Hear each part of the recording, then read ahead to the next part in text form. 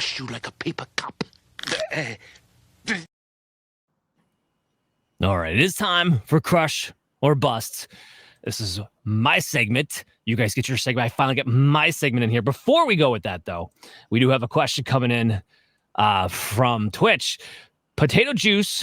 Ooh, I don't know about potato juice. It's vodka, though. Do I give CeeDee Love and Chase Brown for David Montgomery, Deebo Samuel, and Chuba Hubbard? Ooh. Chase, what do you go here? No. Yeah, no. Echo that sentiment as well. I don't even think we need to go further into that. So, Adam, I want to talk to you, man. I want you to back me up here. I mentioned him earlier in the show. Who is your crush of the week? Yeah, look, this is not a guy who I think, regardless of format you're starting, I want to at least temper expectations for what I'm about to say a little bit. But look, if you have, say, 2 wide receiver spots and 2 flex spots or 3 wide receiver spots, in those situations, I think Cedric Tillman is a must start. I think he's right there on the fringes of wide receiver 3 for me. And that may sound a little egregious. I know we haven't seen a whole lot from him season long. But first of all, the ECR 51 is ridiculous. Let's be clear there. 51 is ridiculous for a guy who just caught 100% of his contested catches with Dorian Thompson-Robinson at quarterback, who was about to get Jameis Winston. And look, Ravens have been fantastic. Their secondary has not played the bestest, and they just lost Marlon Humphrey. I know the injury did not come out to be as serious as it seemed night of, but it still seems unlikely he's playing this game in particular. So just between that, look, candidly, Browns, this is a 10-point spread. I haven't checked it in a couple days, but it certainly was when the lines opened a few days ago. They're going to be passing the ball. Jameis Winston will throw some contested catches to a big target wide receiver. We want to talk about some guys who are in that end wide receiver range, so you can spot check me if I'm insane here. We're talking about guys like Cortland Sutton, Jerry Jeudy. We're talking about Khalil Shakir. We're talking about Ladd McConkey, who has a good matchup in his own right. But nonetheless, Wan'Dale Robinson, Calvin Ridley. I'm sorry, the overwhelming majority of those guys, I'd much rather take the upside of Cedric Tillman, the guy who got 12 targets last week. Just for the record, I have Cedric Tillman up as my wide receiver 35. So he is in my lineup coming this week right there. We got a question coming in from Turgay Kaglar. I have to choose 2 receivers and 1 either receiver or tight end. Options are Drake London, Darnell Mooney, Jordan Addison, and McBride. Puka Nico on IR. Sorry for that, but you are going to get Puka back soon. Do you think it's enough to make me win? Yes, I do. So first of all, of that, the only person I'm leaving out there is Jordan Addison. I feel a little bit weird about that, but I'm not going to leave out Trey McBride with the target share going up against Miami and what I expect to be a second half, comeback or have to throw the comeback for the Arizona Cardinals. Drake London goes without saying, but Darnell Mooney lit up Tampa Bay last time we played him, and he's just been a really good complement in this offense. I expect him to have a strong game in this one, where Addison is still a bit hit or miss as we go into that Thursday night game, even though he has a nice matchup as well. But we saw Jalen Naylor kind of get involved. TJ Hawkinson actually might be back. I think he's got a better chance than Puka to come back in this one. So things could get interesting in Minnesota on that Thursday night game. So I go London, Mooney, and McBride. All right, Chase, let's go to you. Who is your crush of the week? Crush of the week, again, somebody we kind of have mentioned already, but it's going to be J.K. Dobbins this week. He didn't necessarily shoot the lights out last week, but again, as we mentioned, it's a New Orleans defense that gives up the 5th most points to their opposing running backs. Last 3 weeks, again, big games to Javonte Williams, same game to Sean Tucker and Bucky Irving, and then also Kareem Hunt. The offense in New Orleans has been absolutely offensive, to borrow a phrase there from our friend Chris. And, that should lead to plenty of running back opportunities in this game. Like I said, for both Vidal and Dobbins, fire them both up. But J.K. Dobbins, he's a crush of the week for me. Yeah, I love that. So I left him for a bounce back. Jonathan came back into the chat. Do I trade Kelsey for Brian Thomas or Terry McLaurin? He was asking for about Puka before.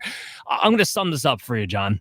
Because of the Titans you have with Otten and Jake Ferguson, if you can trade Travis Kelce for a wide receiver 1 or 2, go ahead and just pull the trigger. I don't really care what the name is from that standpoint. Let's get to my crush. It's another running back, actually. Javonte Williams. And I had to bring this guy up because I've been a defender of Javonte Williams for a very long time. And people crapped on him last year when he was trying to come back from a completely torn knee. Didn't understand why. People were trying to talk about like, oh no, Audric Estime, Tyler Beatty, there's Jaleel McLaughlin, Sean Payton's going to have a 3-man carousel. And it's just been the opposite since Estime's come back. Javonte Williams has taken a stranglehold over this backfield. He's not even just the first and second down goal line back, guys. He leads the team in targets. He's got 14% of the targets, 50% of the carries since week 4. That is an RB2. And he gets the Carolina friggin' Panthers, who if you have 2 running backs on the same team, they can go off. We saw Tyler Algier and Brian Robinson. They're so historically bad against the run. Javonte Williams is a must-play. Lock him in your lineup this week. With that, we got to go to the flip side. We got to get a little negative. We got to tell you who to avoid this week, even though they might typically be in your lineup. And Adam, I got to say, I don't like yours for personal reasons, but I can't argue with it too much. Go ahead. Look, this Lions run defense has been hit or miss. Aaron Jones just tore the crap out of them. And Kenneth Walker had a very good game against them. They bottled up James Conner. Kyron Williams had under 3 yards per carry. They've had some good, they've had some bad. I think what is more concerning here than the run defense, which has been, I would say, above average, right? Not unbeatable, right? Again, Aaron Jones at his age still beat up on him. Kenneth Walker didn't beat up on any run defense in the league, so we can throw him away. Like, that doesn't matter. But Aaron Jones, I think, is a real knock on them, right? What I think is scary is that this Titans team is not as good as the Vikings. So staying in the game where the game script is going to allow you to feed a running back that long. Like, look, the Lions are not one of these teams that lets you hang in just for fun. You know, they will put teams squarely away when given the opportunity. And Will Levis has been the quarterback this season that will give you the opportunity to put this team away, and will do so rather quickly. I'm concerned that this gets away from them and the volume is gone. And with him being a guy, look, even last week, Pollard got 6 targets. So I'm not saying that, you can't salvage that. I'm just saying that I'm very concerned on them being able to get in the end zone. And then you're just kind of looking for a couple points here and there. If you're in PPR, maybe you can, again, salvage something with those targets. But half point or standard, I'm staying away. Yeah. No, I got him I actually ranked him as an RB3 this week. Now, he's still probably my flex territory, but I'm kind of with you. He's not in my top 24. I'm not locking him in. And I understand it's scary, especially with Tajay Spears possibly returning. Flex territory, sure. And let me throw this clear. I'm basing this off the ECR of 23, which I think is maybe 10 too high. If you want to tell me 33, sure, fine. All right. So Tony Pollard's a sit for Adam, a bust for Adam. Chase, what do you have? Who are you worried about this week? I'm gonna buck the trend with a guy that's been picking up steam in terms of his popularity here this season so far, but I'm gonna go with Brian Thomas Jr. there for Jacksonville, and not just because I'm a big Packer fan. Here. We've seen this Packer defense just last week held CJ Stroud to 86 yards passing there, played a great game. Jair Alexander's a menace against opponents' wide receiver ones. The rest of that defensive backfield for the Packers is playing well too. Brian Thomas has kind of been on one lately, but a couple weeks ago, Chicago showed that a good pass defense can limit that offense still. That offense has been kind of rounding into its own here the last 3 weeks. Trevor Lawrence looks like he might be kind of working his way out of that funk, but Green Bay and Chicago pressure opposing passers at similar rates here. I expect that Packers defense to get home a couple of times here against Trevor Lawrence. It could be a long day for Jaguar pass catchers of all stripes or spots, I guess, because they're Jaguars. Christian Kirk has kind of faded into oblivion, it seems like, and he's a real popular name if you've been looking at people start 'em, sit 'em type lists this week. Christian Kirk's a popular name on that, but Brian Thomas Jr., he's been real good lately, but he might find some tough sledding here against his Packers defense this week. I'm not necessarily sure why this game has the highest over-under of the entire week here. Brian Thomas Jr. is not somebody I'm excited about starting this week. I do have him as a borderline wide receiver 2 at wide receiver 23, so I am lower than ECR. Look, you skipped over the best part. And as a Packers fan, I'm surprised that you would skip over this part. But the best thing the Packers did was they benched Eric Stokes for Nixon, and then all of a sudden they can actually cover on the backside of Jared Alexander. I mean, it's just a mystery to me how that works, but that's exactly what's going on right now and why the Packers are not the leaky sieve that they were maybe a few weeks ago. The one thing I still have Brian Thomas in my top 24 for the simple reason of his target share has been too good, and he's been really good himself, and it just takes. They're going to have to throw a lot, I think, in the second half. I think it's why the over-under is as big as it is, because Jacksonville can't stop anything the Packers are going to throw at them this weekend, and they're going to have to come back from behind. So I do think the volume is going to be there. But I'm with you. This is not the juicy matchup that it would have been a few weeks ago.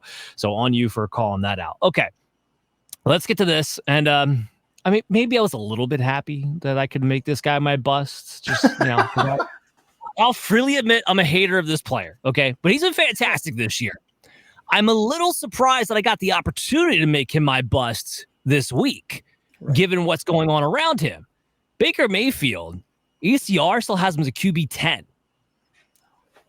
I like Jalen McMillan, guys. I do. I like Kate Otten, even. But this Atlanta defense is not the Jacksonville Jaguars, not the Carolina Panthers. This is at least a middle-of-the-pack defense, and you're not going to have Mike Evans. You're not going to have Chris Godwin. Baker Mayfield's a QB2 overall because he leads the league in touchdowns. Mike Evans has double-digit red zone targets, double the next guy behind him, okay? You lost the big factor there. Other than Kate Otten, McMillan, Trey Palmer, Sterling Shepard, you don't have a red zone target available to you, and then you lose Chris Godwin here on top of it. So that's where I don't see where or how Mayfield should be getting played as a top 12 quarterback this week. Now, if he comes out this week and proves us all wrong, not only eat my words, but you can go ahead and plug him back into your lineup. Go ahead and feel free. But I'm finding another option. There's nobody on bye this week. There's probably a better option than Baker Mayfield in your lineups for this particular week. I got him ranked at my QB 18. And that wraps up for my bust. I hope you guys enjoy the show. That's going to do it for us today. We are going to be back next week at 9:30, like we always are with our Week 9 preview. But I'll be back with Dr. Brian Scott tomorrow at 8 p.m. on the Fantasy Football Advice Network, on Twitter, on Facebook Live. You can get our questions in. If you go to Facebook Live, you can get our questions in there. We'll drop that video and drop the podcast on Friday morning. Make sure you check out Operation Domination on your favorite podcast apps. Follow Chase Thornton, Adam LaRue, and myself, Dan Mader, on social media. Will help you guys out. And make sure you go in and download the Fantasy Football Advice Network app.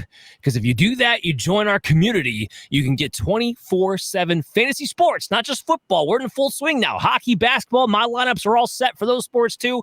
We got content for you guys of all the sports. So make sure you check that out as well. And we'll see you guys real soon. Hey there. I want to thank you for watching Operation Domination today. And if you're enjoying the show, there are some ways you can help support us. You can go to podchaser.com/Operation Domination and leave us a 5-star review. And you can do this on any podcast platform or on our YouTube page when you go to @FF Advice Network. This completely helps out the show be able to grow, and also leave us comments to let us know how we can curtail the show to you, because you are the most important member of the show. So again, go to podchaser.com/Operation Domination to leave a 5-star review and leave a comment wherever you listen or watch the show, and we'll help better serve you.